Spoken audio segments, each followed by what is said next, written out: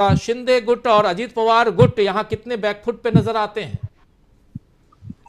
देखिए, इस बंटवारे को कहा जाए सम्मानजनक बंटवारा। सम्मानजनक इस तरह से कहें कि शिवसेना जो है, इस जो एनसीपी और कांग्रेस का जो गठबंधन पहले से था, उसमें शिवसेना नए दल के तौर पे है और पिछली बार 18 सीटों पर जीत मिली थी, 21 सीटें मिली हैं। दूसरी तरफ कांग्रेस के लिए भी 17 सीटें हैं, एनसीपी के लिए भी 10 सीटें हैं। उधर जाकर के देखिए, बीजेपी की तरफ देखिए, एनडीए गठबंधन है, तो जो शिंदे हैं, जो अजीत पवार हैं, दोनों की स्थिति वहां सम्मानजनक नहीं है। यहाँ तो उद्धव ठाकरे जी को बेहद सम्मान दिया गया और बड़े भाई के तौर पे सबसे ज्यादा सीटें दी गई। तो एक तो यहाँ अंतर है कि बंटवारा जो है सम्मानजनक है यहाँ पे, और जो 3 सीट पर फंसा हुआ था मामला, सांगली, भिवंडी और उत्तर मुंबई, जिस इलाके में मैं रहता हूँ, तो ये तीनों सीटों पर जो फंसा हुआ था वो आज सुलझा लिया गया, सबको पता ही है। और बड़ा वो भी सम्मानजनक कहा जाएगा कि एक एक सीटें सब ले ली। ऐसे भी उत्तर मुंबई में जो है वो गोपाल शेट्टी बीजेपी के सांसद रहे और यहाँ पे हमेशा बीजेपी को सपोर्ट करती रही शिवसेना, और कांग्रेस यहाँ चुनाव लड़ती रही, तो वो सीट कांग्रेस को दे दी गई। एक बड़ा झमेला हुआ सीट को लेकर के उत्तर मुंबई जो है, उत्तर पश्चिम मुंबई, जहाँ पे संजय निरुपम जो है नाराज हो गए और छोड़ करके चले गए पार्टी को। उस सीट पर देखिए कि गजानन कीर्तिकर जो है जीत करके आए थे, गजानन कीर्तिकर चले गए शिंदे गुट के साथ। अब शिवसेना ने क्या किया कि उनके बेटे अमोल कीर्तिकर को टिकट दे दिया। अब शिंदे गुट जो है गजानन कीर्तिकर को खड़ा कर नहीं सकता, बाप बेटे को कैसे लड़ा देंगे, प्लस गजानन कीर्तिकर का जो सारा काम संभालते थे अमोल कीर्तिकर, तो वो वहां पे शिंदे गुट फंस गया। अब बीजेपी के पास कोई ऐसा कैंडिडेट नहीं जिसको लड़ा सके, तो समझिए उत्तर पश्चिम मुंबई भी फंस गई सीट शिवसेना की चालाकी में। शिवसेना ने इस तरह का दाव खेला अमोल कीर्तिकर को खड़ा करके। अब भिवंडी में जो है वो मिल गया है एनसीपी को, भिवंडी एनसीपी का दावा था और सही दावा था, और सांगली में चंद्रहार पाटिल को दे दिया है शिवसेना ने। तो इस तरह से कुल मिलाकर के एक कहावत है ना, अंत भला तो सब भला। तो महाराष्ट्र में मैं बोलूंगा बेहद अच्छी स्थिति है, और वहां तमिलनाडु के बाद महाराष्ट्र ही एक ऐसा प्रदेश है जहां गठबंधन बेहद मजबूत है। मतलब यहाँ अब शिवसेना को ये अब जो लग रहा है बीजेपी को कि हम फंस गए, तमाम चीजें करने के बाद भी आपने तमाम पार्टियों को तोड़ दिया, उसमें शामिल किया, अपने लोगों को नाराज किया, सब कर लिया, और अभी संकट ये आ गया। एक तो नाना पाटोले जो इसके अध्यक्ष है कांग्रेस के, विदर्भ से आते हैं और बहुत मजबूत कैंडिडेट और बहुत दबंग है। आपको याद होगा कि नाना पाटोले जो दिख रहे हैं, देखिए उस तरफ हाथ अभी उठाया, उद्धव ठाकरे के बगल में है। नाना पाटोले 2014 में बीजेपी के सांसद थे, और वो जो है किसानों के मुद्दे पर नरेंद्र मोदी जी ने सही जवाब नहीं दिया, अपना इस्तीफा उनके मुंह पर फेंक आए थे और कहा कि मुझे नहीं रहना आपकी पार्टी में, जिस पार्टी में किसानों की न सुनी जाए। तो विदर्भ आप जानते हैं कि किसानों के लिए किस तरह से वहां पे किसानों की हालत होती है।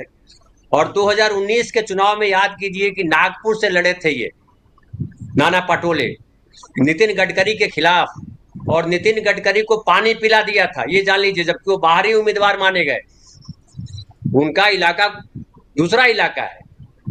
तो इस तरह से अभी जो हालात दिख रहे हैं, जो खास करके प्रथम चरण में जो 5 लोकसभा में चुनाव हो रहे हैं, पांचों लोकसभा कांग्रेस के पास है और कांग्रेस बेहद मजबूत स्थिति में है।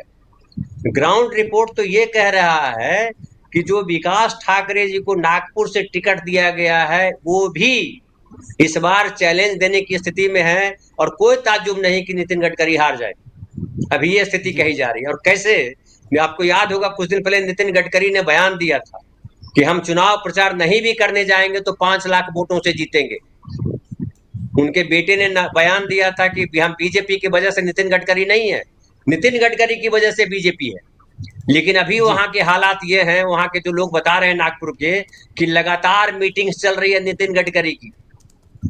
तो ये सब क्या बतला रहा है? ये सब बतला रहा है कि महाराष्ट्र में महाविकास आघाड़ी की स्थिति बेहद मजबूत है, और इस बात से बीजेपी बेहद परेशान है। यहाँ कोई दाव चल नहीं रहा है बीजेपी का। जी धनंजय जी, एक बात बताइए, जो तीन नेता गए, मिलिंद देवड़ा गए उसी दिन जिस दिन राहुल गांधी ने भारत जोड़ो न्याय यात्रा की शुरुआत की थी। मुझे याद है हम मणिपुर में उस यात्रा को कवर कर रहे थे। राहुल गांधी की यात्रा की शुरुआत हो रही थी, सुबह सुबह खबर आई, headlines, Milind Devda out.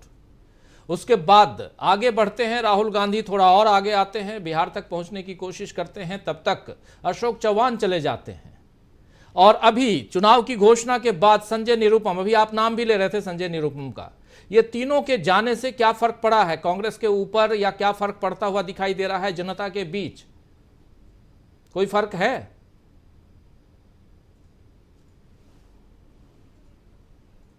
Unmute कीजिए धनंजय जी, अनम्यूट कीजिए प्लीज।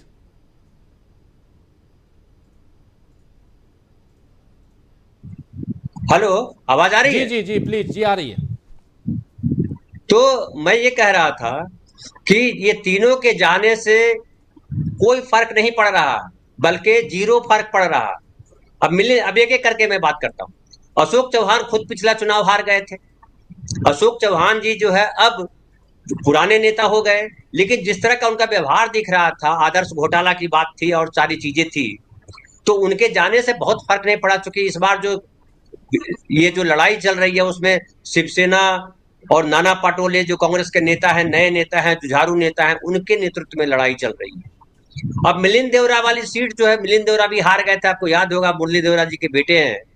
वहां पे शिवसेना का दावा है, क्योंकि शिवसेना जीत करके आई थी वहां से। तो शिवसेना जब जीत के आई तो वो सीट तो कांग्रेस ले नहीं सकती, जीती हुई सीट शिवसेना क्यों छोड़ेगी? और आप सब जानते हैं कि मुंबई में शिवसेना का सबसे बड़ा आधार है। तो वहां मिलिंद देवरा को टिकट मिलना नहीं था, इसलिए वो चले गए भाग करके। अब बाकी पता नहीं ईडी का क्या चक्कर है, मुझे ज्यादा जानकारी उस बारे में नहीं है। अब संजय जी निरुपम की बात लीजिए।